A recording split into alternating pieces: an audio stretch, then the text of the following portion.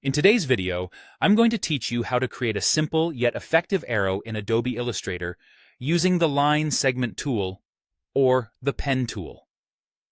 Now, arrows are very useful, whether you're designing infographics, charts, or diagrams.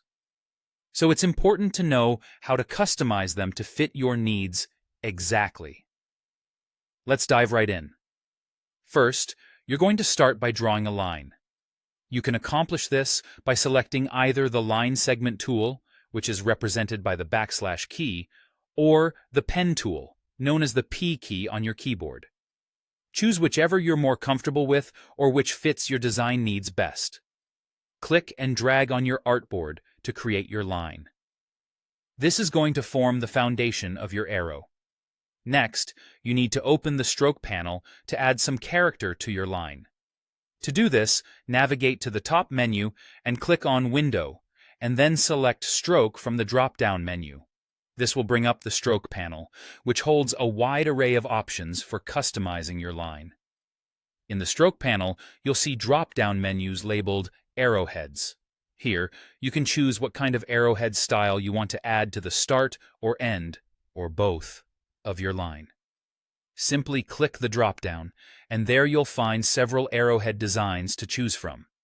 Pick one that suits your design. This step is particularly important because the style of arrowhead you choose will communicate different aspects of your design. Once you've selected your arrow style, you may notice that the default size doesn't quite match the aesthetics you're aiming for.